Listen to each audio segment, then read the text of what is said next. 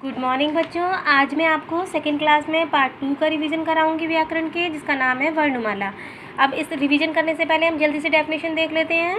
वर्ण क्या होते हैं? मुख से निकलने वाली ध्वनि की सबसे छोटी इकाई को वर्ण कहते हैं, जिसके और टुकड़े नहीं किए जा सकते, जैसे छोटा, छोटी, छोटा ऊ। वर्णमाला क्या होती है? तो वर्णों के व्यवस्थित समूह को हम वर्णमाला कहते हैं, यानी जब उनको अरेंज करके लिखा जाता है तो वो वर्णमाला कहलाते हैं। वर्ण के भेद, यानी वर्ण कितने तरह के होते हैं? तो वर्ण 2 तरह के होते हैं, स्वर और व्यंजन। स्वर क्या होते हैं? जिस वर्ण को बोलने में दूसरे वर्ण की सहायता ना लेनी पड़े उसे हम स्वर कहते हैं। ये संख्या में 11 होते हैं और छोटे आ से लेकर के ओ तक के 11 स्वर होते हैं ये। तो जो स्वर अनुस्वार यानी छोटी अंग और विसर्ग बड़ी अंग की सहायता से बोले जाते हैं उन्हें हम अयोगवाह कहते हैं, यानी छोटी अंग और बड़ी अंग अयोगवाह कहलाते हैं। फिर देखिए, अंक की बिंदु को अनुस्वार अभी मैंने बताया आपको, चंद्र बिंदु को हम अनुनासिक कहते हैं, और ये जो 2 बिंदुएं होती हैं बड़े अंक की उसको हम विसर्ग कहते हैं। विसर्ग का जो उच्चारण होता है वो हा की तरह से होता है। जैसे नम में विसर्ग लगा तो नमः, प्रात में विसर्ग लगा तो प्रातः, ठीक है ना। अब इसके बाद व्यंजन। व्यंजन क्या होते हैं? जिस वर्ण को बोलने में स्वर की सहायता लेनी पड़ती है उसे हम व्यंजन कहते हैं। इनकी संख्या 35 होती है और कोई भी व्यंजन बिना स्वर की सहायता के नहीं बोला जा सकता। जैसे क, ख, ग सब में अ स्वर जुड़ा हुआ है। अब आगे आप आ जाएंगे, यहाँ पर संयुक्त व्यंजन क्या होते हैं? तो 2 व्यंजनों से मिलकर के बने हुए हम व्यंजन को संयुक्त व्यंजन कहते हैं। जैसे का और श मिलकर के बना छ क्षत्रिय, ता और रा मिलकर के बना त्रा त्रिशूल, ज और या मिलकर के बना है ज्ञा ज्ञानी, श और रा मिलकर के बना है श्र से श्रमिक। द्वित्व व्यंजन क्या है? जब एक ही व्यंजन 2 बार बोला जाता है जब एक शब्द में, तो हम उसे हम द्वित्व व्यंजन कहते हैं। जैसे कच्चा में च 2 बार, खट्टा में टा 2 बार।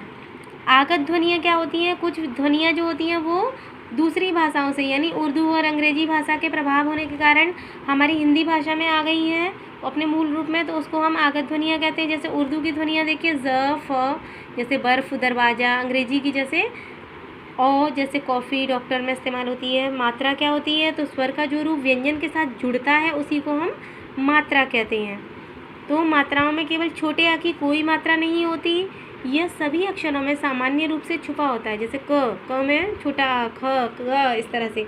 तो आप जानते हैं छोटे आ को छोड़ करके सभी स्वरों की मात्राएं होती हैं। अब आप इसकी एक्सरसाइज पर आ जाएंगे।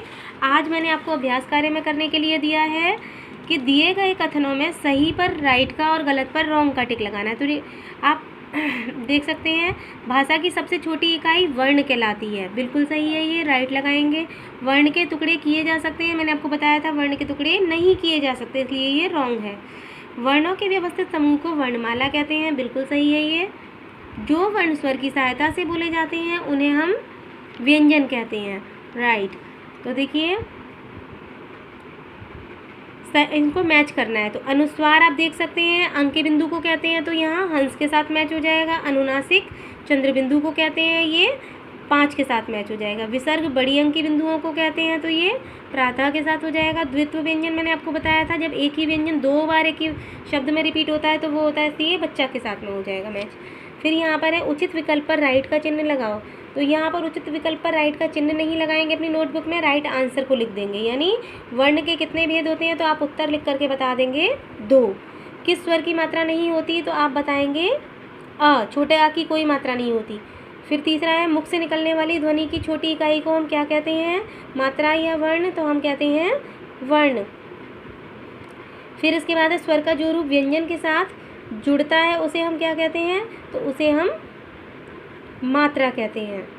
Thank you. इसको आपको करके भेजना है।